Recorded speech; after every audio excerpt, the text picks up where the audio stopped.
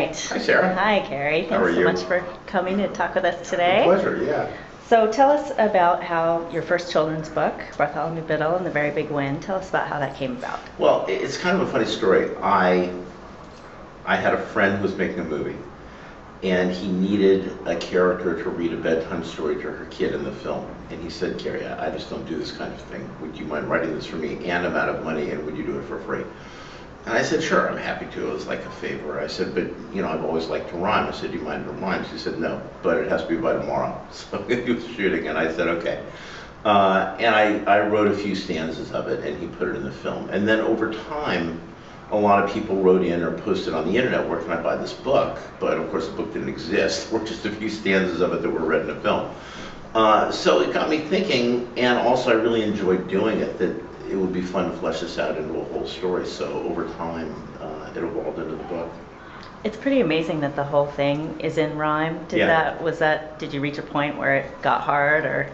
Oh yeah, well, I mean, to write a narrative this long in rhyme, obviously seems challenging, but at a certain point you just sort of fall into it. That's the language that you're doing it in, and I've always loved to rhyme. So I will say that there were days where pages would sort of just come spontaneously in rhyme, and that just felt amazing, because I almost forgot that the rhyme wasn't laborious at that point. It was just something where I was telling the story, and it felt completely natural. And when 2 pages spill out like that, that's an amazing feeling. So the biggest surprise wasn't really the challenge. It was the days when it actually just felt easy. And I think you really want people to read it as a story. I mean, you want almost the rhyme to support it, but I think it reads like a narrative. I think it reads like a really engaging story, and it happens to be in verse. So yeah, it was obviously challenging, but a lot of fun. Yeah. And did you work with the illustrator also to kind of flesh out your vision for? Well, we communicated, but we've only met recently. I saw a bunch of illustrators. Candlewick showed me a variety of different illustrators, and I immediately went to his work. I thought it was remarkable. And then when I saw the early sketches, I mean, I'm a film director also, so when you see someone bring you visuals like that are so stunning and actually take your imagination another step further, I was just elated, and I couldn't be happier with what he did. I was just saying this to people before. He did a remarkable job. That's great. He did. Yeah. Great. So your film career, obviously huge. Yeah. There's a point in the book where Bart's dad says, you can be whatever you want to be. It just takes effort and a lot of luck. Right. Did you always want to be in entertainment and the movies? Yeah, I mean, I started writing when I was very young, but I did a lot of different things. I mean, I wrote a novel years ago before I ever began screenwriting. I studied acting with a woman named Stella Adler, who was a very renowned acting teacher. I directed plays, so I always kind of danced around it, and then I think they all came together. Pleasantville was my first, I wrote Big and I wrote Dave before that, but Pleasantville was the first movie that I directed. So I think it was a lot of things that I was interested in kind of coalescing and being a film director, and but this was a wonderful experience. Mm-hmm. And did luck play a role for you in kind of realizing your dream? I don't know. I think luck always plays a role, but I think over time you kind of make your own luck. I mean, I think that it's pretty effort based.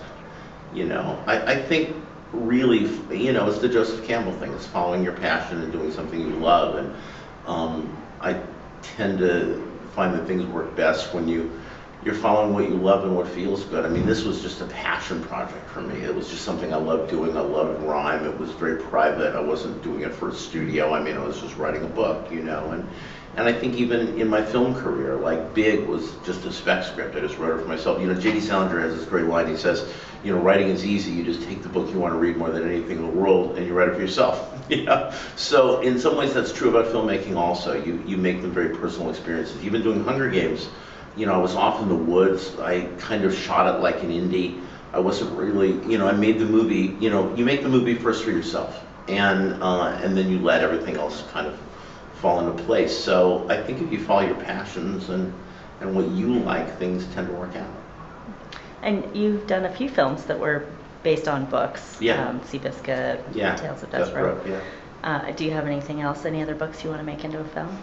Sure. I mean, there's always, I like adapting. I also like writing original screenplays. I mean, my career began writing original screenplays. Big, Dave, Pleasantville were all original. The movie business is skewed more toward underlying pieces of, existing material. And so the last two things I've done was, Seabiscuit, Despero, and now Hunger Games are all adaptations. So I like both. They're very different skills, but they're both satisfying. So that's why it was fun to finally do something here that was, completely original.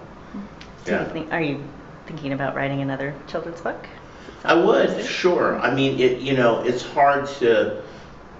really hard to move on to the next one when you just finished the first one. As I recently discovered in the Hunger Games phenomenon, I tend to see these things as complete experiences, and I like to appreciate them as complete experiences. And so right now I'm just really happy with this book, and we'll see what happens.